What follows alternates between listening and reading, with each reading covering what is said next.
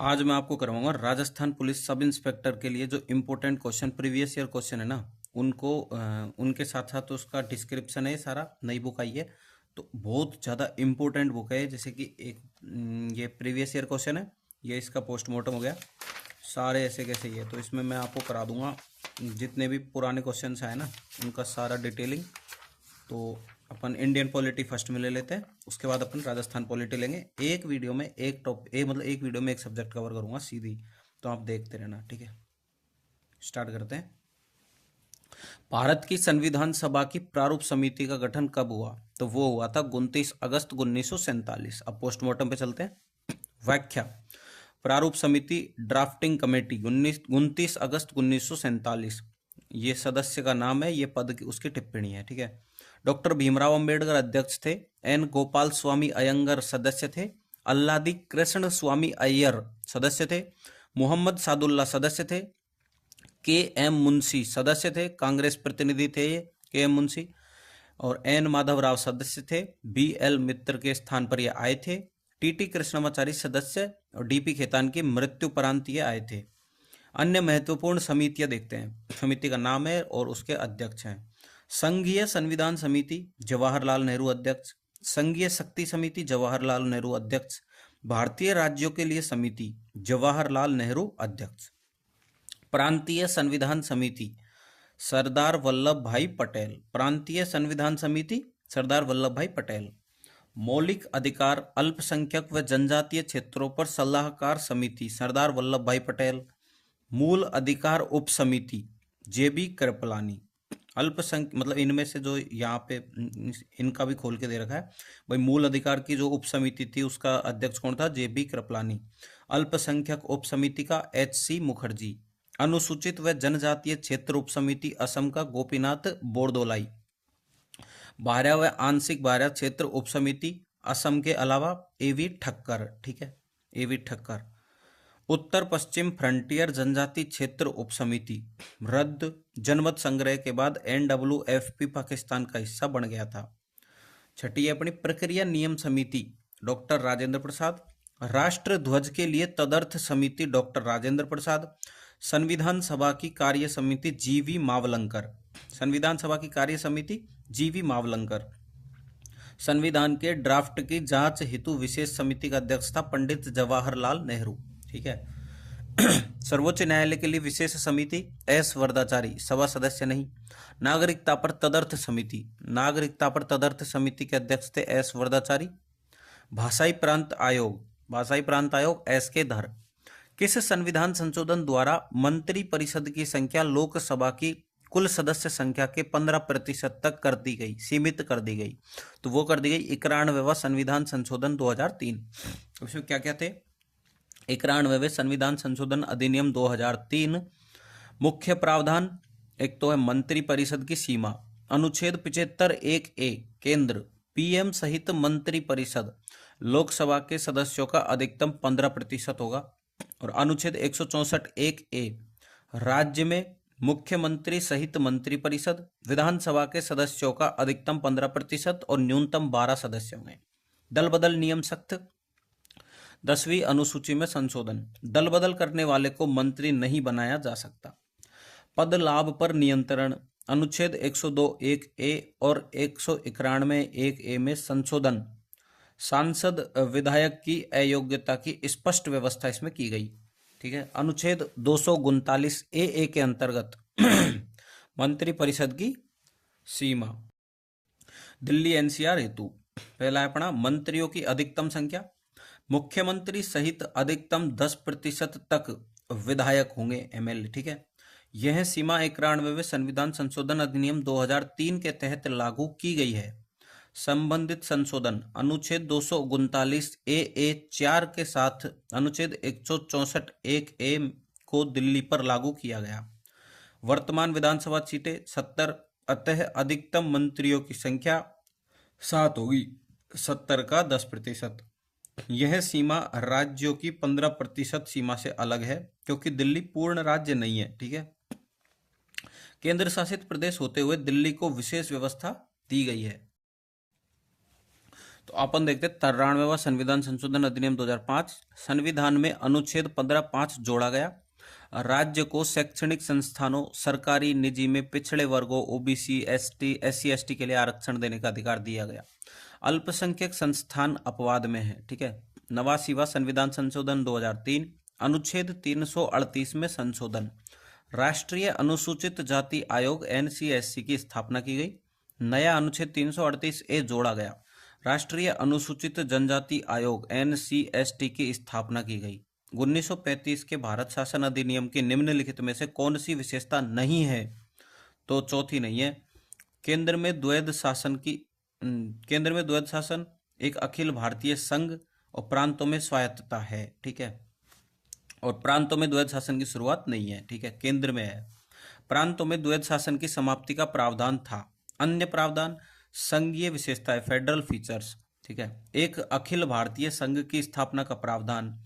3 विधायी सूचियां, संघीय, प्रांतीय और समवर्ती पहली बार। ठीक है। 1935 के भारत शासन अधिनियम में केंद्र स्तर पर द्वैध शासन की व्यवस्था, जिसे व्यावहारिक रूप से लागू नहीं किया गया। गवर्नर जनरल को असीमित शक्तियां, अध्यादेश जारी करने, अवशिष्ट शक्तियां तथा आपातकालीन शक्तियां। प्रत्यक्ष चुनाव की शुरुआत, मताधिकार का विस्तार। देश की कुल आबादी के लगभग 10% व्यक्तियों को मतदान का अधिकार मिला। केंद्र में द्विसदनीय विधायिका, राज्य परिषद, स्थायी निकाय एवं केंद्रीय विधानसभा 5 वर्ष का कार्यकाल। सभी अवशिष्ट शक्तियां गवर्नर जनरल को दे दी गई। ठीक है। प्रांतीय शासन से संबंधित प्रावधान। प्रांतों में द्वैध शासन समाप्त कर पूर्ण प्रांतीय स्वायत्तता प्रदान की गई। प्रांतों को क्राउन से सीधे अधिकार प्राप्त हुए, न कि केंद्र सरकार के माध्यम से। गवर्नर ब्रिटिश क्राउन द्वारा नियुक्त होते थे तथा उन्हें विस्तृत विवेकाधीन शक्तियां प्राप्त थी। पृथक निर्वाचिका, सेपरेट इलेक्टोरेट की व्यवस्था को बनाए रखा गया, विशेषकर धार्मिक एवं सामाजिक अल्पसंख्यकों के लिए। ठीक है। 6 प्रमुख प्रांतों बंगाल, बॉम्बे, मद्रास, बिहार, यूपी, असम में द्विसदनीय विधायिका की स्थापना। सभी सदस्यों का प्रत्यक्ष निर्वाचन, जिससे भारतीयों की राजनीतिक भागीदारी में वृद्धि हुई। संस्थागत नवाचार, संघीय न्यायालय की स्थापना 1937, भारत में सर्वोच्च न्यायिक संस्था के रूप में। भारत सचिव की भारतीय परिषद को समाप्त किया गया। भारतीय रिजर्व बैंक की स्थापना की गई 1 अप्रैल 1935 को मौद्रिक नियंत्रण हेतु। कब? 1 अप्रैल 1935 को। संघ लोक सेवा आयोग के, प्रांतीय लोक सेवा आयोग तथा संयुक्त लोक सेवा आयोग के गठन का प्रावधान रखा गया था। सूची 1 का सूची 2 से मिलान कीजिए और नीचे दिए गए कूट में से सही उत्तर का चयन कीजिए। ठीक है। तो इसमें है ग्राम पंचायत का गठन। तो ग्राम पंचायत का गठन अनुच्छेद 40 में है। और समान नागरिक संहिता, यह अपना अनुच्छेद 44 में है। कृषि और पशुपालन, यह अपना अनुच्छेद 48 में है। न्यायपालिका का कार्यपालिका से पृथक्करण, यह अपना अनुच्छेद 50 में है। ठीक है। तो अनुच्छेद 40 ग्राम पंचायतों का गठन तथा आवश्यक शक्तियां प्रदान कर सशक्त बनाना। अनुच्छेद 44 भारत के समस्त नागरिकों हेतु एक समान नागरिक संहिता। ठीक है। और 48 में कृषि और पशुपालन में आधुनिक व वैज्ञानिक तकनीकों का प्रयोग। और 50 में न्यायपालिका को कार्यपालिका से पृथक करना। ठीक है। निम्नांकित में से किस राज्य में अनुच्छेद 356 सबसे अधिक बार जुलाई 2021 तक लागू किया गया है? तो वो किया गया है अपने उत्तर प्रदेश में। ठीक है। राष्ट्रपति शासन, राज्य आपातकाल, अनुच्छेद 356 कारण राज्य में संवैधानिक तंत्र विफल घोषित करता है। राष्ट्रपति राज्यपाल की रिपोर्ट या स्वयं के विवेक पर। घोषित कौन करता है? राष्ट्रपति। राज्यपाल की रिपोर्ट या स्वयं के विवेक पर। वर्तमान में मणिपुर में 11वीं बार राष्ट्रपति शासन लगा, अतः वर्तमान में सर्वाधिक मणिपुर है। ठीक है। करंट का है मामला, इसको याद रखना बिल्कुल अच्छे से। प्रभाव, राज्य सरकार निलंबित या भंग हो जाती है और प्रशासन केंद्र के अधीन हो जाता है। अवधि 6 महीना प्लस अधिकतम 3 वर्ष कुछ शर्तों के साथ। नोटिस SR बोम्मई केस 1994, अनुच्छेद 356 के प्रयोग की न्यायिक समीक्षा संभव है। इसके दुरुपयोग को असंवैधानिक घोषित किया जा सकता है। अनुच्छेद 365 केंद्र के निर्देशों की अवहेलना, ठीक है, यदि कोई राज्य सरकार संविधान के अनुसार केंद्र सरकार के निर्देशों का पालन नहीं करती तो राष्ट्रपति यह मान सकता है कि उस राज्य में संविधान के अनुसार शासन नहीं चल रहा है। यह स्थिति अनुच्छेद 356 राष्ट्रपति शासन लगाने का आधार बन सकती है। मणिपुर 11वीं बार फरवरी 2025 में लगा, उत्तर प्रदेश में 10 बार लग गया, बिहार में 8 बार और पंजाब में भी 8 बार। राष्ट्रीय आपातकाल अनुच्छेद 352, कारण युद्ध, बाहरी आक्रमण और सशस्त्र विद्रोह घोषित करता है राष्ट्रपति कैबिनेट की सिफारिश पर। प्रभाव, राज्यों पर केंद्र का पूर्ण नियंत्रण, ठीक है। मौलिक अधिकार आर्टिकल 19 निलंबित हो जाता है। अब तक 3 बार लागू 1962 में, चीन 1971 पाकिस्तान से और 1975 आंतरिक आपातकाल, ठीक है। 62, 71 और 75 संशोधन, 44वां संविधान संशोधन 1978 इंटरनल डिस्टरबेंस को हटाकर आर्म्ड रिबेलियन किया गया, ठीक है, 44वें संविधान संशोधन में। राष्ट्रपति अब केवल कैबिनेट की लिखित सिफारिश पर ही आपातकाल घोषित कर सकता है। संसद की स्वीकृति 1 महीने के भीतर आवश्यक होगी, पहले 2 महीने थी। और वित्तीय आपातकाल अनुच्छेद 360, कारण देश की आर्थिक स्थिति को खतरा घोषित करता है राष्ट्रपति। प्रभाव, वेतन भत्तों में कटौती, ठीक है। राज्यों के वित्तीय अधिकार सीमित, ठीक है, अब तक कभी लागू नहीं हुआ है। छठा है अपना राष्ट्रीय मानव अधिकार आयोग का गठन किस अधिनियम के अंतर्गत किया गया? तो मानव अधिकार संरक्षण अधिनियम 1993। व्याख्या, मानव अधिकार संरक्षण अधिनियम 1993 अधिनियम की धारा 2(1)(a) में मानव अधिकारों को परिभाषित किया गया है। इसकी गठन तिथि है 12 अक्टूबर 1993 और प्रकार वैधानिक निकाय, स्टैट्यूटरी बॉडी, और उद्देश्य है इसका मानव अधिकारों का संरक्षण और संवर्धन, उल्लंघन की घटनाओं की जांच करना, सरकारों को सिफारिश देना, पीड़ित को राहत की अनुशंसा कराना, ठीक है, पीड़ित को राहत की अनुशंसा करना। संरचना में आता है अध्यक्ष तो होता है इसका सुप्रीम कोर्ट के पूर्व मुख्य न्यायाधीश या फिर पूर्व न्यायाधीश 2019 संशोधन के बाद। सदस्य होते हैं इसके 2 न्यायिक सदस्य होते हैं, सुप्रीम कोर्ट में कार्यरत या सेवानिवृत्त न्यायाधीश और हाई कोर्ट में कार्यरत या सेवानिवृत्त मुख्य न्यायाधीश, ठीक है। 3 अन्य सदस्य भी होते हैं, एक तो मानव अधिकार विशेषज्ञ, 1 महिला का होना इसमें अनिवार्य है, और 7 पदेन सदस्य होते हैं, ठीक है। राष्ट्रीय महिला आयोग, अल्पसंख्यक आयोग, अन्य पिछड़ा वर्ग आयोग, बाल अधिकार संरक्षण आयोग, अनुसूचित जाति SC और अनुसूचित जनजाति ST आयोग, दिव्यांग आयोग के अध्यक्ष होते हैं, ठीक है। कार्यकाल होता है इसका 3 वर्ष या 70 वर्ष की आयु जो पहले हो। पुनर्नियुक्ति संभव है, हटाना राष्ट्रपति द्वारा, एक तो कदाचार या अक्षमता सुप्रीम कोर्ट की जांच द्वारा, एक है 5 आधार पर बिना जांच के द्वारा भी हटा दिया जाता है, जैसे कि दिवालिया, कार्य क्षेत्र से बाहर रोजगार करना, मानसिक या शारीरिक अक्षमता, पागलपन, न्यायालय द्वारा अपराधी सिद्ध हो जाना, ठीक है। और वेतन भत्ते केंद्र सरकार द्वारा नियुक्ति पश्चात अलाभकारी परिवर्तन नहीं, ठीक है। प्रतिवेदन केंद्र सरकार को एवं संबंधित राज्य सरकारों को। 2019 संशोधन के प्रमुख बिंदु क्या थे? वो थे अध्यक्ष पद के लिए योग्यता, अब केवल चीफ जस्टिस ऑफ इंडिया नहीं, कोई भी सुप्रीम कोर्ट का पूर्व न्यायाधीश बन सकता है, ठीक है। दूसरा है अपना स्टेट ह्यूमन राइट कमीशन, अध्यक्ष के लिए कोई भी पूर्व हाईकोर्ट न्यायाधीश, ठीक है। कार्यकाल होता है इसका 3 वर्ष और 70 वर्ष आयु प्लस पुनर्नियुक्ति संभव होती है। 1 महिला सदस्य का प्रावधान अनिवार्य किया गया। नए पदेन सदस्य महिला बाल अल्पसंख्यक आयोग के अध्यक्ष अब अंतर्राष्ट्रीय मानव अधिकार मामलों पर भी सिफारिश कर सकता है, ठीक है। 7वां है अपना क्वेश्चन, भारतीय संसद का गठन भारत के संविधान के किस अनुच्छेद के अंतर्गत किया गया है? तो वो किया गया अनुच्छेद 79।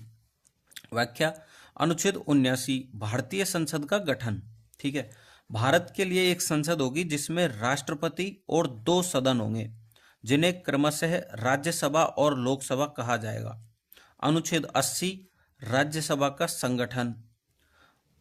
अनुच्छेद 80 में आएगा राज्यसभा का संगठन।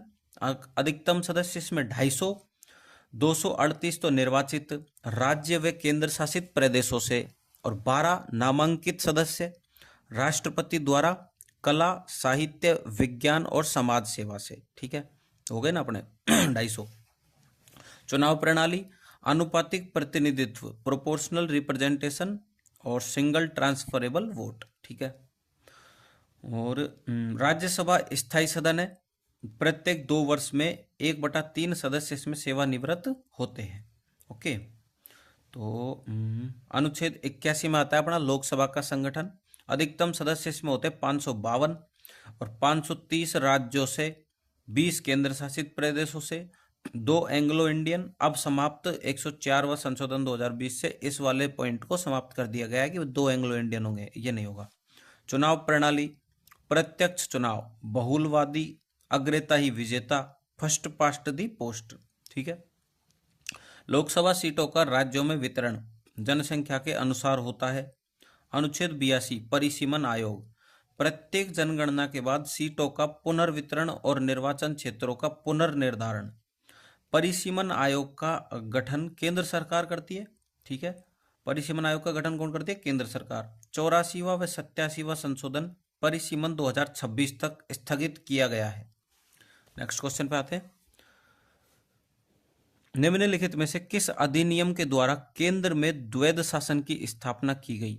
तो भारत सरकार अधिनियम 1935। ठीक है, व्याख्या 1935 के भारत सरकार अधिनियम को पूर्व में बता दिया गया है, तो इसके द्वारा देखते हैं अपन पॉइंट।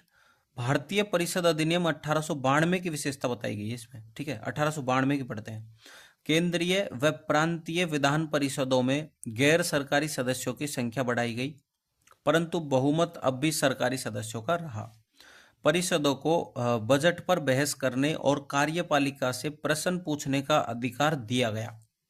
वायसराय और गवर्नर को निश्चित निकायों जैसे जिला परिषद, नगरपालिका, विश्वविद्यालय आदि की सिफारिश पर गैर सरकारी सदस्यों के नामांकन की शक्ति दी गई। यह अधिनियम सीमित और परोक्ष चुनाव का प्रारंभ था, लेकिन हालांकि चुनाव शब्द का प्रयोग नहीं किया गया था इसमें। यह अधिनियम भारतीयों को विधान प्रक्रिया में प्रवेश देने की दिशा में एक प्रारंभिक लेकिन सीमित कदम था। भारत सरकार अधिनियम 1909, इस अधिनियम को मार्ले मिंटो सुधार के नाम से जाना जाता है। भारत सरकार अधिनियम 1909 को मार्ले मिंटो सुधार के नाम से जाना जाता है। केंद्रीय परिषद की सदस्य संख्या 16 से बढ़ाकर 60 कर दी गई एवं साथ ही प्रांतीय परिषदों में भी सदस्य संख्या बढ़ाई गई। ठीक है, सभी में अलग अलग। केंद्र में सरकारी बहुमत बनाए रखा गया तथा प्रांतों में गैर सरकारी बहुमत की अनुमति दी गई। सदस्यों को अनुपूरक प्रश्न पूछने, बजट पर संकल्प रखने जैसे अधिकार मिले। सत्येंद्र प्रसाद सिन्हा को वायसराय की कार्य परिषद में प्रथम भारतीय सदस्य बनाया गया, विधि सदस्य।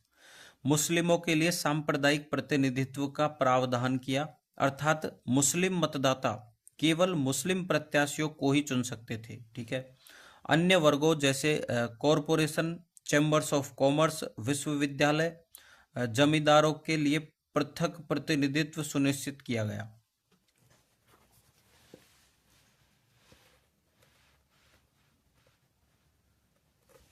लॉर्ड मिंटो को सांप्रदायिक निर्वाचन का जनक कहा गया क्योंकि इस अधिनियम ने सांप्रदायिकता को वैधानिक मान्यता दी। अब आता है भारत सरकार अधिनियम 1919। इस अधिनियम को मोंटेग्यू चेम्सफोर्ड सुधार के नाम से जाना जाता है। ठीक है, पहला है प्रांतीय स्वायत्तता की शुरुआत, केंद्र और प्रांतों के बीच विषयों का पृथक्करण, केंद्रीय और प्रांतीय सूची। ठीक है, सरकार की संरचना अब भी एकात्मक रही। दूसरा है इसमें द्वैध शासन, डायरकी की व्यवस्था, जिसके अंतर्गत प्रांतीय विषयों को 2 भागों में बांटा गया। एक तो था हस्तांतरित विषय, एक था आरक्षित विषय। हस्तांतरित विषय गवर्नर प्लस विधान परिषद के प्रति उत्तरदायी भारतीय मंत्री, और आरक्षित विषय गवर्नर प्लस कार्यपालिका परिषद जो विधान परिषद के प्रति उत्तरदायी नहीं थी।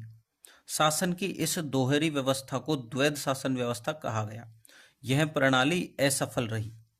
द्विसदनीय व्यवस्था की शुरुआत की गई। केंद्र में 2 सदन, विधानसभा और राज्यसभा, मतलब राज्य परिषद।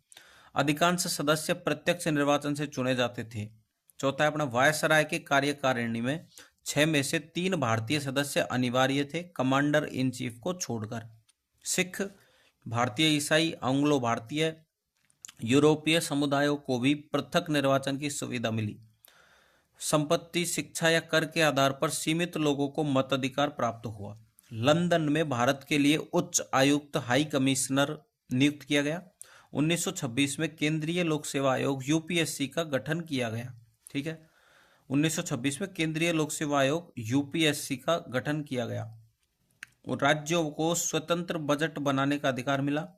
वैधानिक आयोग का प्रावधान, जिसका कार्य 10 वर्षों बाद जांच करने के पश्चात अपनी रिपोर्ट प्रस्तुत करना था। सूची 1 का सूची 2 से मिलान कीजिए और नीचे दिए गए कोट में से सही उत्तर का चयन कीजिए। ये तो रही अपनी सूची 1। तो विधि निर्माण की प्रक्रिया, ये अपना ब्रिटिश संविधान। न्यायिक पुनर्वलोकन की शक्ति, न्यायिक पुनर्वलोकन की शक्ति, तो ये संयुक्त राज्य अमेरिका संविधान से ली गई। ठीक है। और स्वतंत्रता और समानता के सिद्धांत, तो ये फ्रांस के संविधान से। और अवशिष्ट शक्तियां, अवशिष्ट शक्तियां अपनी कनाडा के संविधान से ली गई। ठीक है। व्याख्या, ब्रिटेन के संविधान से क्या क्या लिया गया, वो है संसदीय शासन और द्विसदनीय व्यवस्था और मंत्री परिषद का निम्न सदन के प्रति सामूहिक उत्तरदायित्व, मंत्रिमंडलीय व्यवस्था, विधि के समक्ष समता, एकल नागरिकता, संसदीय विशेष अधिकार, परम अधिकार लेख रिट और विधि द्वारा स्थापित प्रक्रिया और विधायी प्रक्रिया, विधि निर्माण की प्रक्रिया। और एक है अपना अमेरिका का संविधान, जिससे लिया गया स्वतंत्र न्यायपालिका, न्यायिक पुनर्वलोकन, न्यायाधीशों को पद से हटाने की प्रक्रिया, उच्चतम न्यायालय एवं उच्च न्यायालय, जनहित याचिका पीआईएल, मूल अधिकार और राष्ट्रपति पर महाभियोग की प्रक्रिया, उपराष्ट्रपति का पद, विधि का समान संरक्षण, विधि की सम्यक प्रक्रिया और प्रस्तावना की प्रथम पंक्ति हम भारत के लोग। फ्रांस का संविधान गणतंत्र, प्रस्तावना में स्वतंत्रता, समानता एवं बंधुता के आदर्श, फ्रांस से। कनाडा का संविधान, कनाडा का संविधान परिसंघीय व्यवस्था, जिसमें अवशिष्ट शक्तियां केंद्र में निहित हो। केंद्र द्वारा राज्यों में राज्यपाल की नियुक्ति, उच्चतम न्यायालय की परामर्शी अधिकारिता, राष्ट्रपति उच्चतम न्यायालय से परामर्श ले सकता है। भारत सरकार अधिनियम 1935। ठीक है। परिसंघीय ढांचा, राज्यों की स्वायत्तता और राज्यपाल का पद, इसमें न्यायिक प्रणाली, संघ लोक सेवा आयोग और आपातकालीन प्रावधान ये जोड़े गए थे इसमें। ठीक है। प्रशासनिक ढांचा, अनुसूचित व जनजातीय क्षेत्रों हेतु विशेष प्रावधान, द्विसदनीय व्यवस्था, समवर्ती सूची, नियंत्रक एवं महालेखा परीक्षक का पद और अध्यादेश जारी करना। और आयरलैंड के संविधान से राज्य के नीति निर्देशक तत्व लिए गए हैं, राष्ट्रपति की निर्वाचन पद्धति ली गई है और राज्यसभा में सदस्यों का मनोनयन। दक्षिण अफ्रीका के संविधान से संविधान में संशोधन की प्रक्रिया और राज्यसभा के सदस्यों का निर्वाचन। ठीक है, राज्यसभा के सदस्यों का निर्वाचन दक्षिण अफ्रीका। ऑस्ट्रेलिया का संविधान समवर्ती सूची, समवर्ती सूची इसमें भी है, इसमें भी है। ठीक है। ऑस्ट्रेलिया के संविधान समवर्ती सूची, संसद के दोनों सदनों की संयुक्त बैठक, संसद के दोनों सदनों की संयुक्त बैठक, प्रस्तावना का प्रारूप, अंतरराज्यीय व्यापार, वाणिज्य एवं समागम की स्वतंत्रता, अंतरराष्ट्रीय संधियों को लागू करने के लिए संघ राज्य सूची के विषय पर सूची पर कानून बना सकता है। सोवियत संघ का संविधान, इसमें मूल कर्तव्य, प्रस्तावना में न्याय, सामाजिक आर्थिक व राजनीतिक का आदर्श और एक आयोजना। ठीक है। जापान का संविधान विधि द्वारा स्थापित प्रक्रिया। एक जर्मनी का संविधान था, इसमें से राष्ट्रीय आपातकाल के दौरान मूल अधिकारों का निलंबन, केवल संघ आपातकाल लगा सकता है। ठीक है। अब दूसरा क्वेश्चन है इससे नेक्स्ट। यह कथन किसका है? मैं आपके इस विचार से सहमत हूं कि यद्यपि हमारे संविधान में ऐसे उपबंधों का समावेश भी है जो केंद्र को ऐसी शक्ति प्रदान कर देते हैं जिनमें प्रांतों की स्वतंत्रता समाप्त सी हो जाती है, फिर भी यह परिसंघात्मक संविधान है। तो ये कहा था अपना डॉक्टर भीमराव अंबेडकर ने। ठीक है, अब ये व्याख्या में अपन देखते हैं अन्य प्रसिद्ध कथन। ये विद्वान थे जो कहने वाले थे और ये कथन थे इनके। केसी वियर ने कहा था भारतीय संविधान एक आंशिक संघात्मक क्वासी फेडरल प्रकृति का संविधान है, क्योंकि यह एक संघात्मक संविधान है जिसमें एकात्मक झुकाव स्पष्ट रूप से विद्यमान है।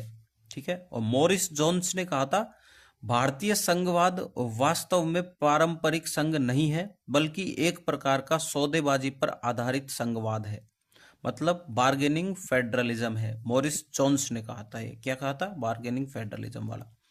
के एम मुंशी ने कहा है यद्यपि भारत एक संघ है, यह किसी समझौते एग्रीमेंट का परिणाम नहीं है। भारत का कोई भी राज्य संघ से अलग होने का अधिकार नहीं रखता है। ठीक है, ये कहा था अपने के एम मुंशी ने। अब आता है नेक्स्ट क्वेश्चन। राज्य सार्वजनिक प्रयोजनों के लिए अनिवार्य सेवा अधिरोपित कर सकता है। ऐसी सेवा अधिरोपित करने में राज्य निम्नलिखित में से किस आधार समूह पर कोई विभेद नहीं कर सकता है?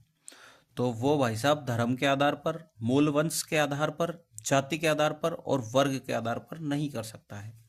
व्याख्या। अनुच्छेद 23 मानव दुर्व्यापार एवं बलात्सर्म का प्रतिषेध। मनुष्यों, पुरुष, महिला, बच्चे की खरीद बिक्री पर रोक, दास प्रथा, वेश्यावृत्ति व देवदासी प्रथा पर रोक।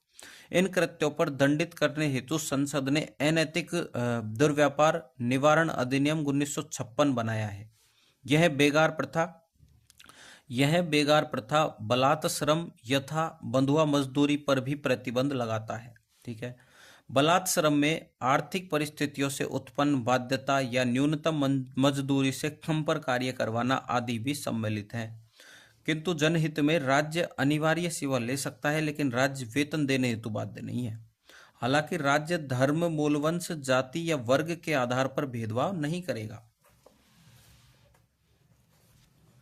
अब आता है नेक्स्ट क्वेश्चन। लोकसभा का अध्यक्ष अपना त्यागपत्र किसे संबोधित करता है भाई? तो वो करता है अपने लोकसभा के उपाध्यक्ष को। ठीक है,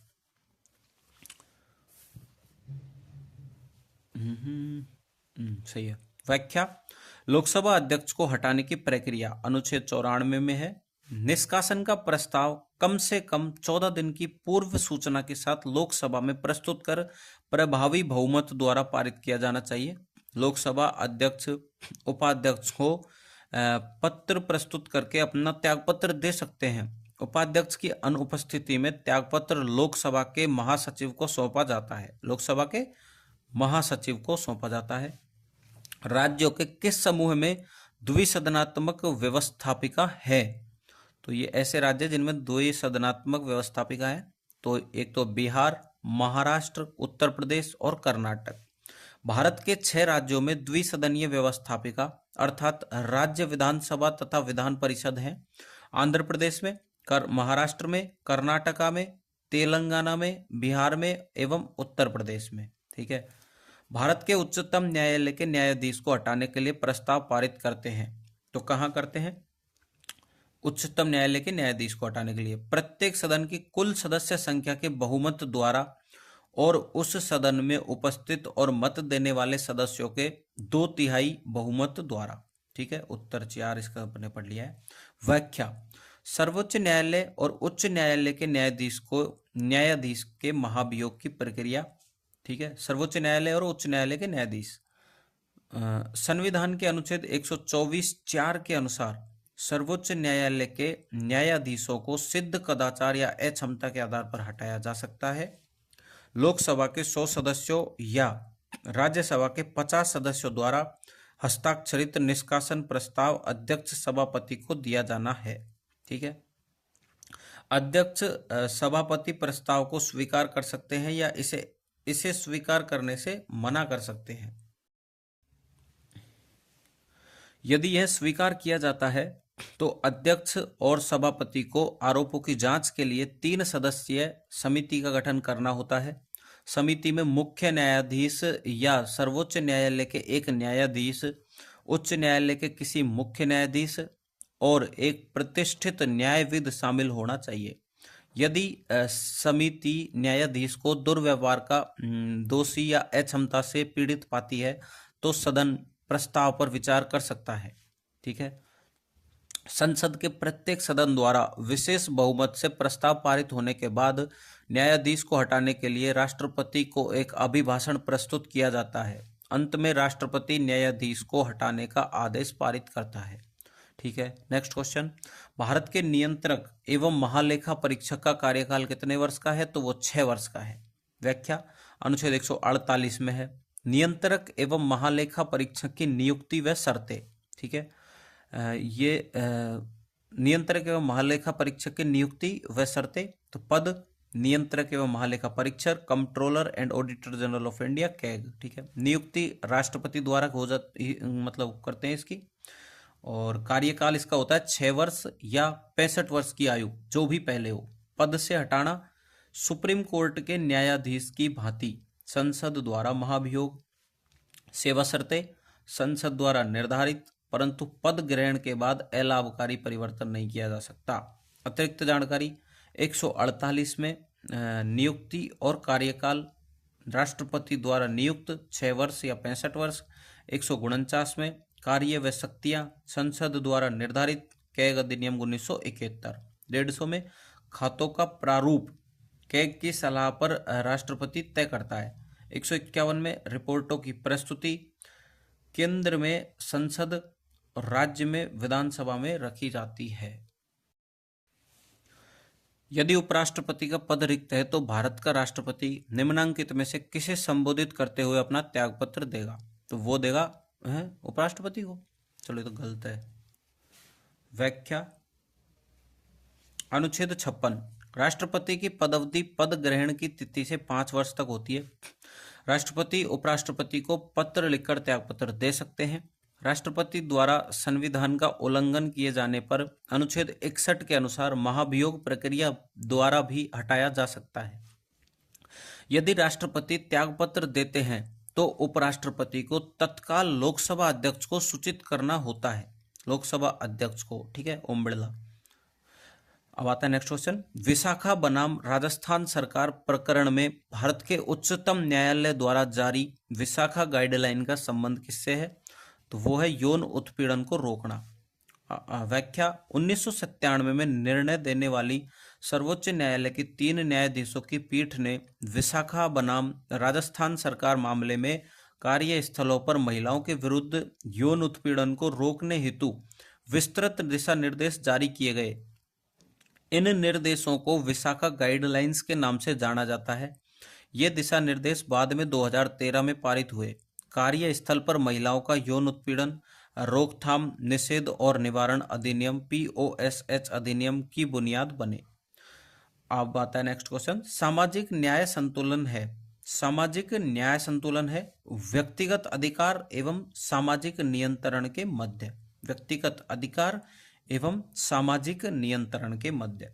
अब आती व्याख्या, व्यक्तिगत अधिकार ये व्यक्ति के लिए अपने अधिकार का प्रयोग करने की स्वतंत्रता है, जैसे कि स्वतंत्रता, अभिव्यक्ति और समानता। और सामाजिक नियंत्रण यह समाज के सदस्यों के व्यवहार को नियंत्रित करने और सामाजिक व्यवस्था को बनाए रखने की प्रक्रिया है। सामाजिक न्याय एक ऐसा सिद्धांत है जो व्यक्ति की स्वतंत्रता, इंडिविजुअल राइट्स और समाज के हितों, सोशल कंट्रोल के बीच संतुलन बनाता है। यदि व्यक्तिगत अधिकार असीमित हो तो सामाजिक शांति बाधित हो सकती है। ठीक है, यदि व्यक्तिगत अधिकार असीमित हो तो सामाजिक शांति बाधित हो सकती है। यदि सामाजिक नियंत्रण अत्यधिक हो तो व्यक्ति की स्वतंत्रता का हनन हो सकता है। ठीक है, इसलिए सामाजिक न्याय दोनों के बीच संतुलन सुनिश्चित करता है। सामाजिक न्याय का तात्पर्य है समाज में प्रत्येक व्यक्ति को समान अवसर, समान अधिकार और संसाधनों में सहभागिता मिलना, जिससे किसी प्रकार का भेदभाव, शोषण या असमानता न रहे। अब आता है अपना 1900 क्वेश्चन। हैदराबाद रियासत का भारतीय संघ में माह एवं वर्ष में विलय हुआ। किस माह में और किस वर्ष में विलय हुआ हैदराबाद रियासत का? तो वो हुआ नवंबर 1948 में। ठीक है, व्याख्या पढ़ते हैं। हैदराबाद रियासत, शासक निजाम मीर उस्मान अली खान, भारत में विलय से इनकार किया था, स्वतंत्र राज्य की मांग की थी। रजाकार सेना द्वारा हिंसा और अराजकता। भारत ने ऑपरेशन पोलो 13 से 17 सितंबर 1948 चलाया। विलय हुआ इसका 11 नवंबर 1948 में पुलिस कार्रवाई के बाद। अन्य संबंधित जानकारी अपन पढ़ते हैं। जूनागढ़ रियासत, इसका शासक था नवाब महाबत खान, मुस्लिम था। जनसंख्या जिस इसमें हिंदू थी। ठीक है। 15 अगस्त 1947 पाकिस्तान में विलय की घोषणा इन्होंने की थी। जनता में असंतोष और विरोध आंदोलन हुए। भारत ने जनमत संग्रह करवाया फरवरी 1948 में। 99% जनता ने भारत के पक्ष में मतदान किया।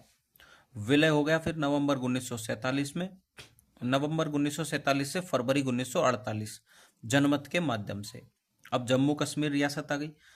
तो इसका शासक था राजा हरि सिंह, हिंदू था और मुस्लिम बहुल जनसंख्या थी। स्वतंत्र रहने की मांग की, पर 22 अक्टूबर 1947 को पाक समर्थित कबायली हमला हुआ। भारत ने सैन्य सहायता के बदले विलय पत्र पर हस्ताक्षर की मांग कर दी। 26 अक्टूबर 1947 राजा ने इंस्ट्रूमेंट ऑफ एक्सेशन पर हस्ताक्षर किए। विलय हो गया इसका अक्टूबर 1947 में। ठीक है। मणिपुर रियासत, संवैधानिक राजतंत्र, 1947 में संविधान अधिनियम लागू। जनप्रतिनिधि सरकार पहले से मौजूद थी।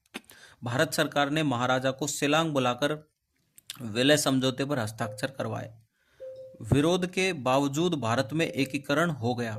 ठीक है, विरोध के बावजूद भारत में एकीकरण हो गया। और विलय 15 अक्टूबर 1949। नेक्स्ट क्वेश्चन अपना 9 दिसंबर 1946 को पहली बैठक से भारत की संविधान सभा कितने समय तक अस्तित्व में रही? तो वो रही थी 3 वर्ष 1 महीना और 16 दिन। ठीक है। व्याख्या, बिंदु और विवरण। संविधान सभा की स्थापना 9 दिसंबर 1946 को प्रथम बैठक के साथ। संविधान अंगीकृत हुआ 26 नवंबर 1949 को और अंतिम बैठक हुई 24 जनवरी 1950 को। संविधान की हस्ताक्षर प्रक्रिया थी। संविधान लागू हुआ 26 जनवरी 1950 को। संविधान दिवस मनाया जाता है। संविधान सभा का कुल कार्यकाल 3 वर्ष 1 महीना 16 दिन और कार्यकाल 9 दिसंबर 1946 से 24 जनवरी 1950 तक। कुल अधिवेशन 12 अधिवेशन हुए थे और 11 तो संविधान निर्माण में और 1 हस्ताक्षर अधिवेशन। कुल 11 सत्र 165 दिन। ठीक है, कुल 11 सत्र और 165 दिन। अंगीकृत समय संविधान में 395 अनुच्छेद, 8 अनुसूचियां, लगभग 1,45,000 शब्द। ठीक है। निम्नलिखित में से किस वाद में उच्चतम न्यायालय ने संविधान के मूल ढांचे की अवधारणा को प्रतिपादित किया था? तो वो किया था केशवानंद भारती वाद में। व्याख्या इसकी पढ़ते हैं अपन। संविधान की मूल संरचना, यह सिद्धांत मूल संविधान में नहीं था। केशवानंद भारती वाद में सर्वोच्च न्यायालय द्वारा यह सिद्धांत रखा गया। इसे स्पष्टतः परिभाषित नहीं किया गया। सर्वोच्च न्यायालय द्वारा समय समय पर इसकी व्याख्या की जाएगी। मूल संरचना कोई तथ्य नहीं है, बल्कि यह एक गत्यात्मक अवधारणा है। यह संसद की संविधान संशोधन की शक्ति को सीमित करता है। ठीक है। उच्चतम न्यायालय ने अपने विभिन्न निर्णयों में निम्नलिखित को संविधान की मूल संरचना की विशेषता माना है। संविधान की सर्वोच्चता, संप्रभु लोकतांत्रिक एवं गणराज्य स्वरूप वाली सरकार, संविधान का पंथ निरपेक्ष स्वरूप, देश की एकता व अखंडता, संसदीय शासन व्यवस्था, संविधान का संघीय रूप और स्वतंत्र न्यायपालिका, न्यायिक पुनरावलोकन, विधायिका, कार्यपालिका एवं न्यायपालिका के मध्य शक्ति पृथक्करण, स्वतंत्र व निष्पक्ष चुनाव प्रणाली, विधि का शासन, मूल अधिकारों व नीति निर्देशक तत्वों के मध्य संतुलन, संविधान में संशोधन करने की संसद की शक्ति सीमित, ठीक है, समता का सिद्धांत, व्यक्ति की स्वतंत्रता तथा गरिमा, कल्याणकारी राज्य, न्याय तक प्रभावकारी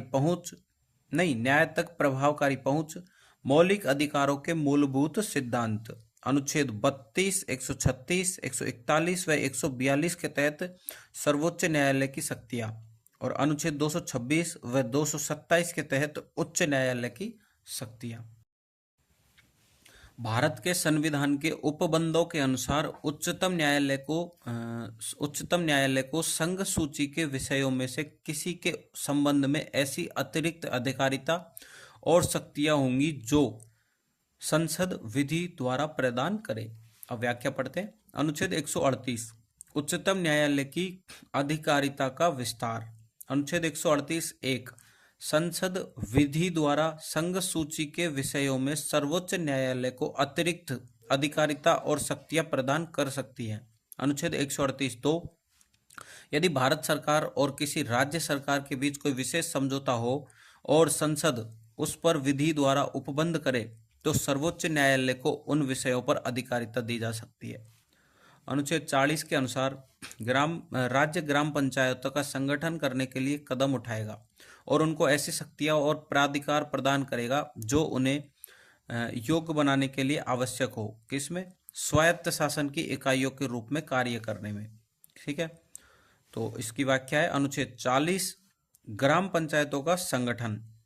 राज्य ग्राम पंचायतों को संगठित करने के लिए कदम उठाएगा तथा उन्हें ऐसी शक्तियां और प्राधिकार प्रदान करेगा जो उन्हें स्वायत्त शासन की इकाइयों के रूप में कार्य करने में सक्षम बनाने के लिए आवश्यक हो। ठीक है, ऐसी शक्तियां और प्राधिकार प्रदान करेगा जो उन्हें स्वायत्त शासन की इकाइयों के रूप में कार्य करने में सक्षम बनाने के लिए आवश्यक हो।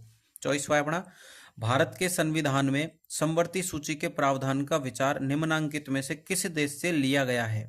तो वो लिया गया अपने ऑस्ट्रेलिया से। ठीक है, व्याख्या, ऑस्ट्रेलिया के संविधान से समवर्ती सूची, संसद के दोनों सदनों की संयुक्त बैठक, प्रस्तावना का प्रारूप और अंतरराज्यीय व्यापार, वाणिज्य एवं समागम की स्वतंत्रता।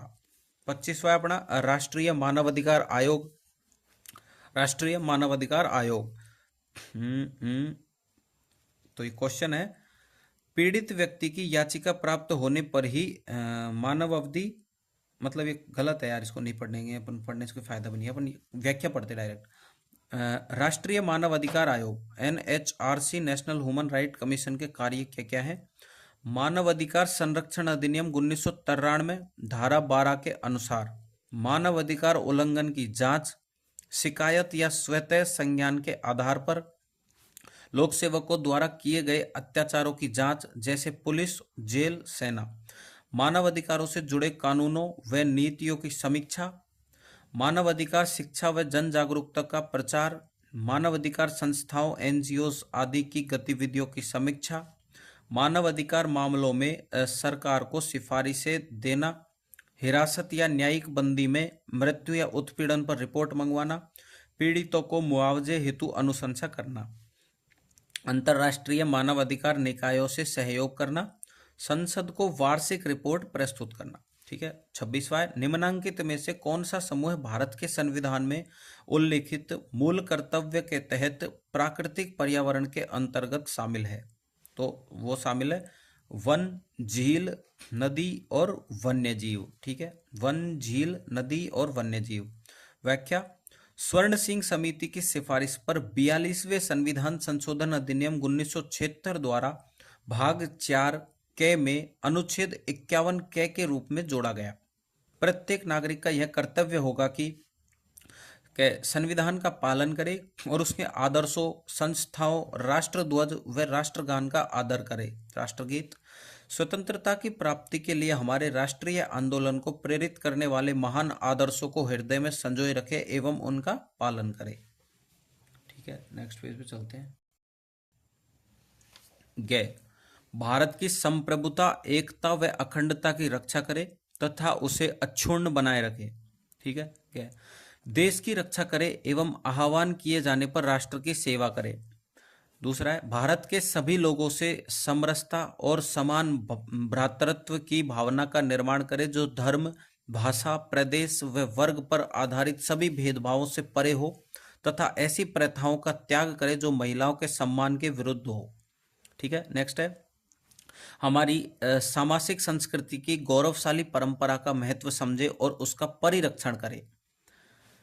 दूसरा, प्राकृतिक पर्यावरण जिसके अंतर्गत वन, झील, नदी और वन्य जीव सम्मिलित हैं की रक्षा करे, उसका संवर्धन करे तथा प्राणी मात्र के प्रति दया भाव रखे। वैज्ञानिक दृष्टिकोण, मानववाद और ज्ञान अर्जन तथा सुधार की भावना का विकास करे। सार्वजनिक संपत्ति को सुरक्षित रखे और हिंसा से दूर रहे। व्यक्तिगत और सामूहिक गतिविधियों के सभी क्षेत्रों में उत्कर्ष की ओर बढ़ने का सतत प्रयास करें, जिससे राष्ट्र निरंतर बढ़ते हुए प्रयत्न व उपलब्धि की ऊंचाई को छू सके। 6 से 14 वर्ष तक के बच्चों को उनके अभिभावक अथवा संरक्षक या प्रतिपालक जैसी भी स्थिति में हो शिक्षा के अवसर प्रदान करे। नोट, 11वां मूल कर्तव्य टय 86वें संविधान संशोधन अधिनियम 2002 द्वारा जोड़ा गया। संविधान में अनुच्छेद 21 के भी जोड़ा गया, जिससे शिक्षा का अधिकार उस आयु वर्ग के बच्चों का मौलिक अधिकार बन गया। अब नेक्स्ट है अपना, राष्ट्रीय विकास परिषद के विषय में निम्नलिखित में से कौन से कथन सही हैं। ठीक है, तो वो सही है अपने, ये सारे सही है तो अपन अच्छे से पढ़ेंगे इनको। राष्ट्रीय विकास परिषद के विषय में निम्नलिखित में से कौन से कथन सही है। इसकी अध्यक्षता प्रधानमंत्री के द्वारा की जाती है, बिल्कुल सही है। इसमें संघीय मंत्रिमंडल के सदस्य, सभी राज्यों के मुख्यमंत्री और केंद्र शासित प्रदेशों के प्रशासक शामिल होते हैं। इसमें नीति आयोग के सदस्य शामिल होते हैं। स्वतंत्र प्रभार वाले राज्य मंत्री भी परिषद की विचार विमर्श की कार्यवाही के लिए आमंत्रित किए जाते हैं, बिल्कुल करेक्ट है। अब अपन ये बिंदु विवरण पढ़ते हैं। स्थापना 6 अगस्त 1952 को हुई। उद्देश्य, योजना आयोग द्वारा बनाई गई योजनाओं को मंजूरी देना और राज्यों की भागीदारी सुनिश्चित करना। राष्ट्र विकास परिषद द्वारा। अध्यक्ष प्रधानमंत्री। प्रकृति, गैर संवैधानिक निकाय, नॉन कॉन्स्टिट्यूशनल बॉडी। प्रकार, कार्यकारी निकाय, एग्जीक्यूटिव बॉडी। मुख्य भूमिका, राष्ट्रीय योजनाओं को अनुमोदित करना, संसाधनों का वितरण तय करना और राज्यों को दिशा निर्देश देना। संरचना, भारत के प्रधानमंत्री अध्यक्ष रहेंगे, सभी राज्यों के प्रधानमंत्री इसमें रहेंगे, केंद्र शासित प्रदेशों के उपराज्यपाल और प्रशासक होंगे, केंद्रीय मंत्रिमंडल के सदस्य होंगे। नीति आयोग, पूर्व में योजना आयोग के सदस्य, नीति आयोग के सदस्य भी होंगे। कभी कभी स्वतंत्र प्रभार राज्य मंत्री और विशेष आमंत्रित सदस्य भी इसमें होंगे। मुख्य कार्य, राष्ट्रीय योजना का अवलोकन और अनुमोदन, योजना के संसाधन वितरण पर निर्णय, राज्यों और केंद्र के बीच समन्वय, आर्थिक और सामाजिक नीतियों को दिशा देना, नीति आयोग को सलाह देना। पूर्व में योजना आयोग। नोट, 2014 में नीति आयोग की स्थापना के बाद से एनडीसी की कोई बैठक नहीं हुई है। ठीक है, तो 2014 में नीति आयोग की स्थापना के बाद कोई बैठक नहीं हुई है। इसे औपचारिक रूप से समाप्त नहीं किया गया है, लेकिन व्यवहारिक रूप से निष्क्रिय है। नेक्स्ट क्वेश्चन, भारतीय संविधान में संघ में अवशिष्ट शक्तियां निहित करके किसका अनुसरण किया गया है। तो कनाडा की प्रणाली का। व्याख्या, पूर्व में प्रश्न की व्याख्या कर दी गई है। क्वेश्चन नंबर 9, 14 पीछे पढ़ लेना आप। जर्मनी का संविधान। ठीक है, जर्मनी का अपन पढ़ते हैं। राष्ट्रीय आपातकालीन के दौरान मूल अधिकारों का निलंबन केवल संघ आपातकाल लगा सकता है। भारतीय न्याय व्यवस्था में जनहित याचिका के प्रारंभ के समय भारत के मुख्य न्यायमूर्ति कौन थे। तो वो थे PN भगवती। व्याख्या, जनहित याचिका PIL की शुरुआत भारत में 1980 के दशक में हुई। इसे बढ़ावा देने का श्रेय मुख्य न्यायाधीश PN भगवती व न्यायमूर्ति VR कृष्ण अय्यर को जाता है। ठीक है, किसको जाता है? PN भगवती व न्यायमूर्ति VR कृष्ण अय्यर को। मुख्य न्यायाधीश तो PN भगवती थे। ठीक है, भारत के मुख्य न्यायमूर्ति पूछा है तो PN भगवती होगा। अनुच्छेद 32 सुप्रीम कोर्ट और अनुच्छेद 226 हाई कोर्ट के तहत दाखिल की जाती है। यह वंचित वर्गों को न्याय दिलाने और सार्वजनिक हित की रक्षा हेतु एक सशक्त माध्यम बना। संबंधित केस हुसैन आरा खातूनवाद 1979, कैदियों के अधिकार, और MC मेहतावाद पर्यावरण सुरक्षा। ठीक है। 30वां, कौन से राज्यों ने स्थानीय सरकार के पंचायती राज स्वरूप को सर्वप्रथम अंगीकार किया? तो वो किया राजस्थान तथा आंध्र प्रदेश ने। वह क्या? पंचायती राज को सबसे पहले राजस्थान में 2 अक्टूबर 1959 को लागू किया गया था। इसके बाद आंध्र प्रदेश ने 11 अक्टूबर 1959 को इस व्यवस्था को अपनाया। पंचायती राज यह भारत में ग्रामीण स्थानीय स्वशासन की एक प्रणाली है। राजस्थान यह भारत का एक पहला राज्य था जिसने पंचायती राज को लागू किया। आंध्र प्रदेश यह पंचायती राज को लागू करने वाला दूसरा राज्य था। मूल अधिकारों से संबंधित जनहित याचिका दायर की जा सकती है तो उच्चतम व उच्च दोनों न्यायालयों के समक्ष। मूल अधिकारों से संबंधित जनहित याचिका।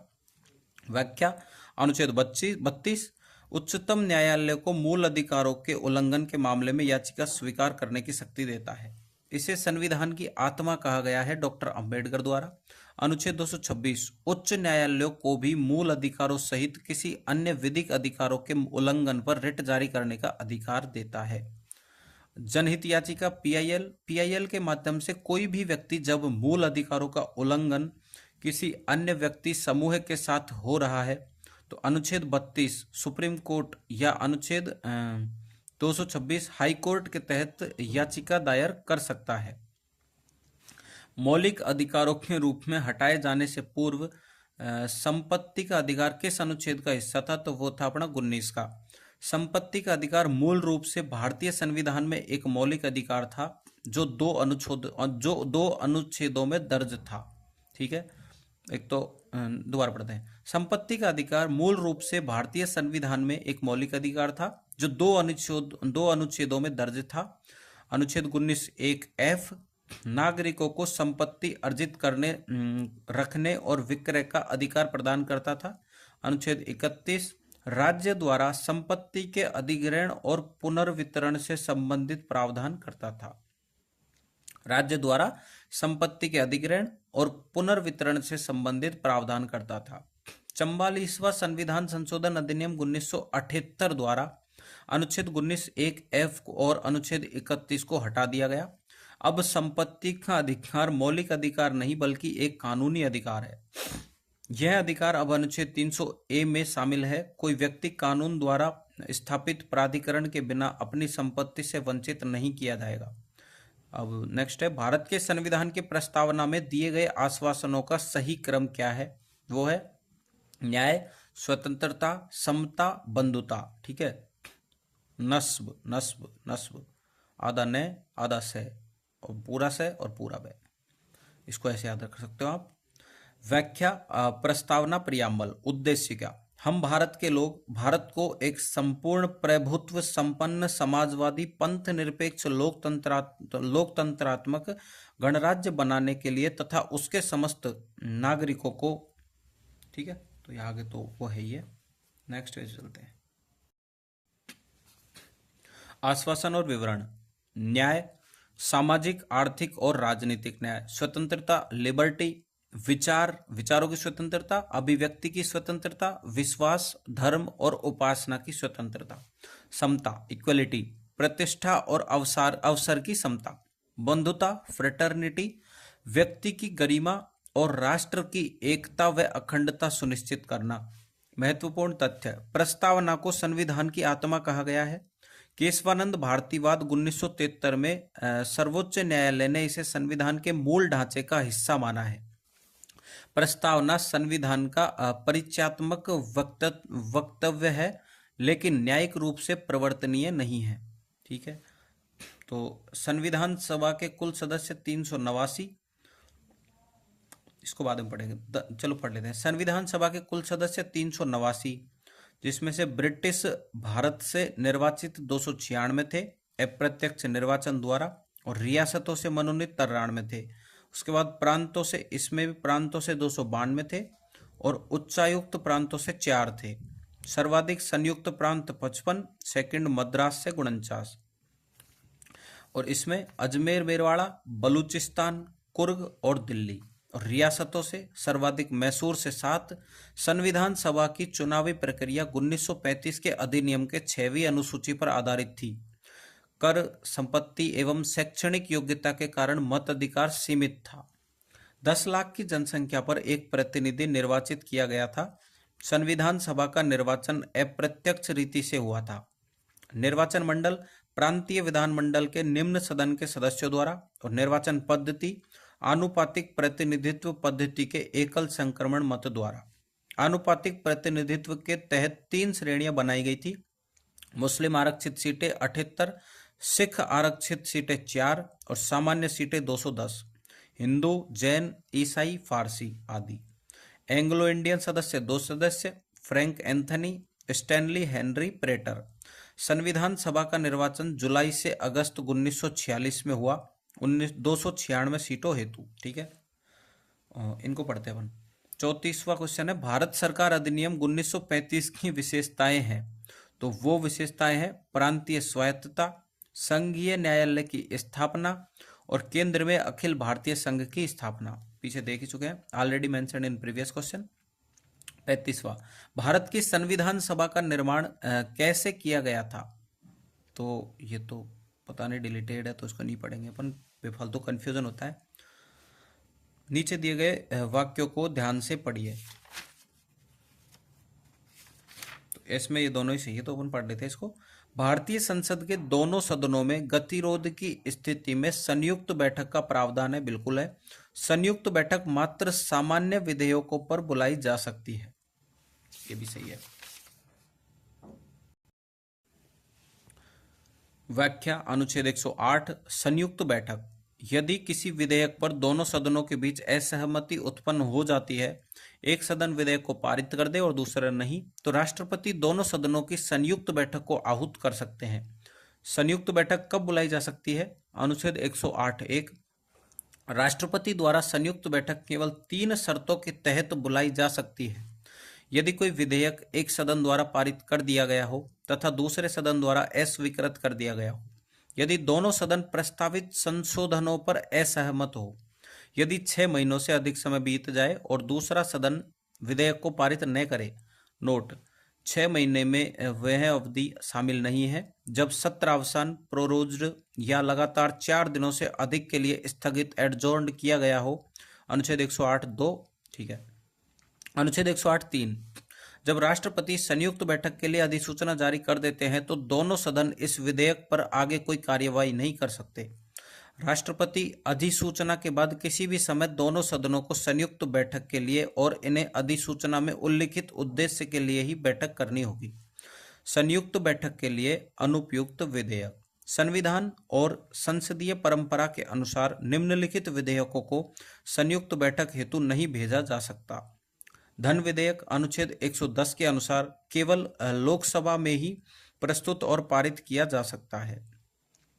संविधान संशोधन विधेयक अनुच्छेद 368 द्वारा शासित दोनों सदन से पृथक पृथक पारित किया जाना आवश्यक होता है। 37वां क्वेश्चन है, भारतीय जनसंघ के संस्थापक कौन थे? तो वो थे डॉक्टर श्यामा प्रसाद मुखर्जी, भारतीय जनसंघ के संस्थापक। व्याख्या, भारतीय जनसंघ की स्थापना 21 अक्टूबर 1951 को की गई थी। इसका गठन श्यामा प्रसाद मुखर्जी ने किया था। स्थापना के उद्देश्य, भारतीय जनसंघ का मुख्य उद्देश्य भारत में एक मजबूत और सांस्कृतिक राष्ट्रवाद पर आधारित राजनीतिक संगठन का निर्माण करना था।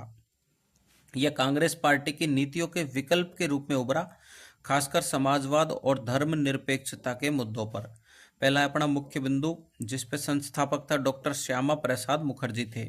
आधारभूत विचारधारा, सांस्कृतिक राष्ट्रवाद, भारतीय परंपरा और संस्कृति का संरक्षण, धर्म आधारित विभाजन का विरोध। दूसरा मुख्यालय इसमें दिल्ली में स्थित था। राष्ट्रीय स्वयंसेवक संघ RSS, राष्ट्रीय स्वयंसेवक संघ, जनसंघ को वैचारिक और संगठनात्मक समर्थन RSS से मिलता था। 1977 में आपातकाल के बाद भारतीय जनसंघ का जनता पार्टी में विलय हो गया। बाद में 1980 में जनता पार्टी के विघटन के बाद भारतीय जनता पार्टी का गठन हुआ, जो भारतीय जनसंघ की वैचारिक और संगठनात्मक उत्तराधिकारी मानी जाती है। नेक्स्ट है, भारत के रक्षा बलों का सर्वोच्च कमांडर कौन होता है? तो राष्ट्रपति होता है।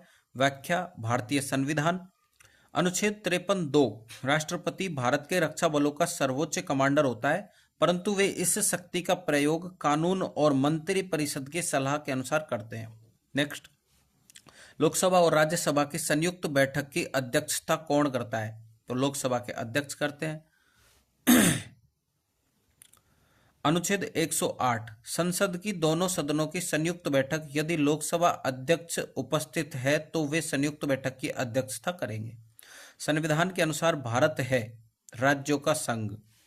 व्याख्या अनुच्छेद 1(1) भारत अर्थात इंडिया राज्यों का एक संघ होगा। मंत्रिमंडल किससे संस्थापित होता है? सिर्फ कैबिनेट मंत्रियों से। मंत्रिपरिषद काउंसिल ऑफ मिनिस्टर्स, प्रधानमंत्री सहित सभी मंत्री, कैबिनेट मंत्री, राज्य मंत्री, स्वतंत्र प्रभार वाले और उप मंत्री शामिल होते हैं। केवल प्रधानमंत्री और कैबिनेट मंत्री होते हैं। यह सबसे मतलब ये मंत्रिमंडल में है, ये मंत्रिपरिषद में है। तो अपन मंत्रिमंडल वाला क्वेश्चन था, तो इसमें आंसर आएगा वो सिर्फ कैबिनेट मंत्री। तो मंत्रिमंडल अपन पढ़ते हैं। केवल प्रधानमंत्री और कैबिनेट मंत्री होते हैं इसमें। यह सबसे छोटा, शक्तिशाली और निर्णयात्मक निकाय है। भारतीय संविधान में कैबिनेट शब्द 44वें संविधान संशोधन 1978 के बाद जोड़ा गया। अनुच्छेद 352 आपातकाल में कैबिनेट का उल्लेख किया गया है।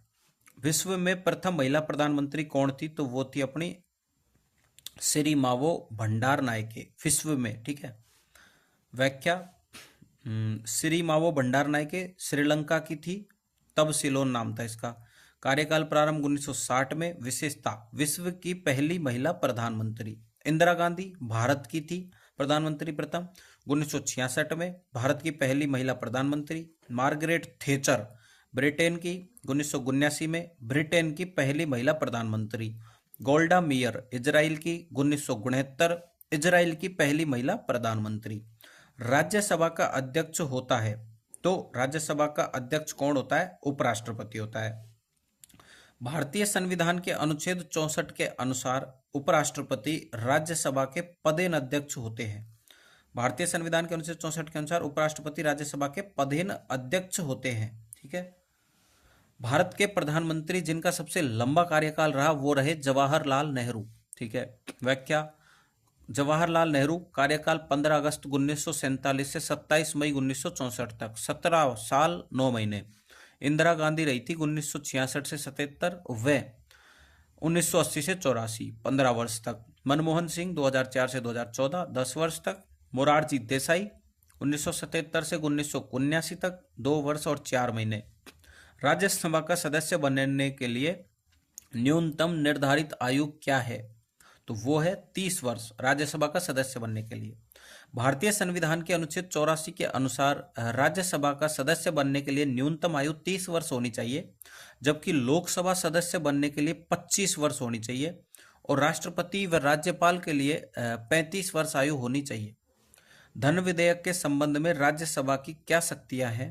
तो धन विधेयक के संबंध में राज्यसभा की शक्तियां हैं, इसके पास कोई शक्ति ही नहीं है। ठीक है। व्याख्या अनुच्छेद 109 संसद में धन विधेयक के लिए विशेष प्रक्रिया। अनुच्छेद 110 धन विधेयक की परिभाषा। अनुच्छेद 109 धन विधेयक केवल लोकसभा में पेश किया जा सकता है, नोट राज्यसभा। जब लोकसभा द्वारा पारित धन विधेयक राज्यसभा को भेजा जाता है तो राज्यसभा उसमें संशोधन नहीं कर सकती, लेकिन राज्यसभा उसे 14 दिनों के भीतर सुझाव के रूप में संशोधन प्रस्तावित कर सकती है। लोकसभा चाहे तो उन्हें स्वीकार करे या अस्वीकार कर दे।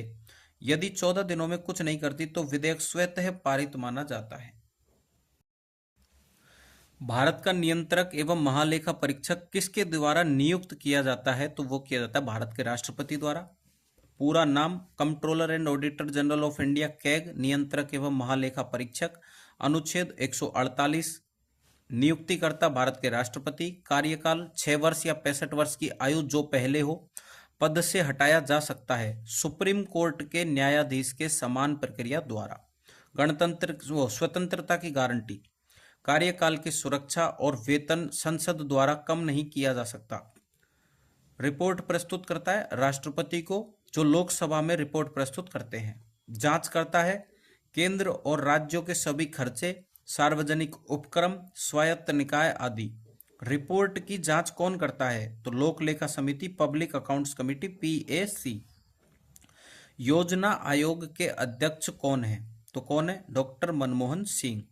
ठीक है, व्याख्या नोट। योजना आयोग को 2015 में समाप्त कर नीति आयोग बनाया गया। नीति आयोग के अध्यक्ष भी प्रधानमंत्री ही होते हैं। ठीक है, तो योजना आयोग की स्थापना 15 मार्च 1950 में। स्थापना किसने की? भारत सरकार ने, कार्यपालिका आदेश द्वारा। मुख्य उद्देश्य क्या था? देश के आर्थिक विकास हेतु पंचवर्षीय योजनाएं बनाना। अध्यक्ष पद, यह पद प्रधानमंत्री के पास ही होता है। एक्स्ट्रा क्वेश्चन आते हैं अब। योजना आयोग को किस वर्ष में स्थापित किया गया? तो योजना आयोग को 1950 में। योजना आयोग की स्थापना 15 मार्च 1950 को एक कार्यपालिका आदेश द्वारा हुई। वर्तमान में योजना आयोग को समाप्त कर 1 जनवरी 2015 को नीति आयोग की स्थापना की गई, जिसके अध्यक्ष प्रधानमंत्री होते हैं। भारत के प्रथम नोबेल पुरस्कार विजेता कौन थे? तो रविंद्रनाथ टैगोर थे प्रथम नोबेल पुरस्कार विजेता। नाम रविंद्रनाथ टैगोर। पुरस्कार नोबेल पुरस्कार साहित्य और लिटरेचर में वर्ष 1913 में मिला।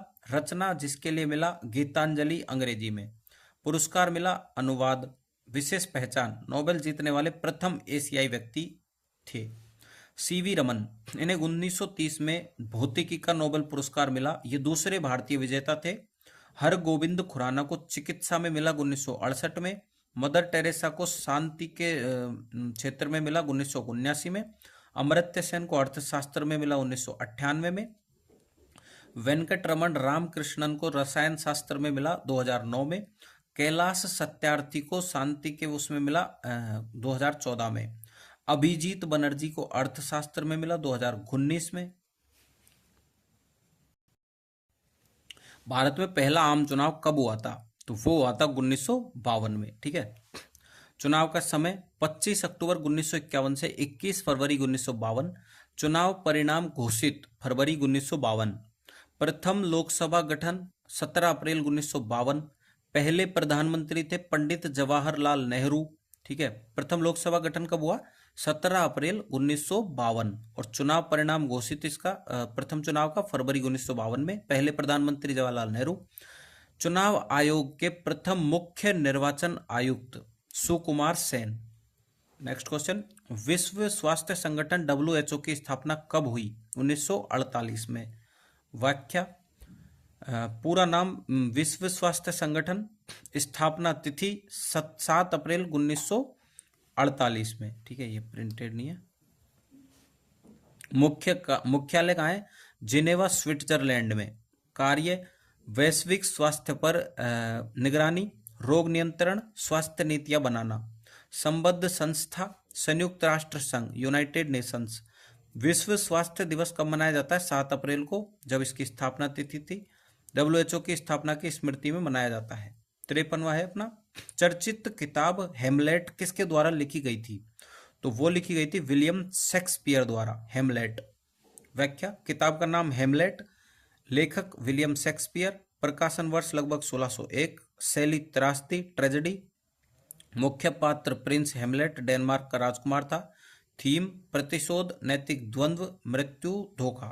ठीक है, प्रथम एशियाई खेल कहाँ आयोजित किए गए थे? तो वो भारत में किए गए थे एशियाई खेल।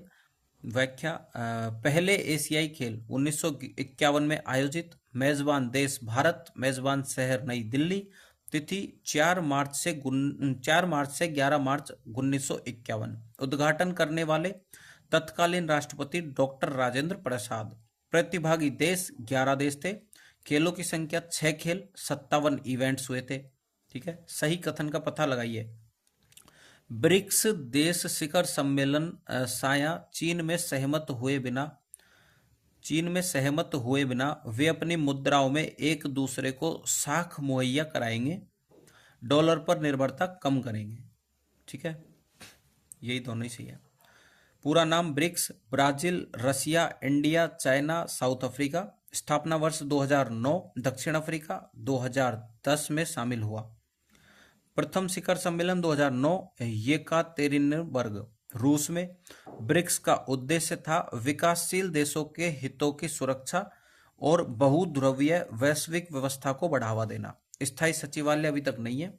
सदस्य देशों की संख्या 5 अब तक, और प्रमुख संस्था न्यू डेवलपमेंट बैंक एनडीबी स्थापित 2014 में। तो ये हो चुकी है अपनी इंडियन पॉलिटी की अच्छे से तैयारी। इस वीडियो को बार बार देखना, जिससे आपका जो मेन टॉपिक है ना वो तो कंटेंट रेडी हो ही जाएगा। नेक्स्ट वीडियो में अपन करेंगे राजस्थान पॉलिटी। तो वीडियो को लाइक करना और शेयर करना वीडियो को।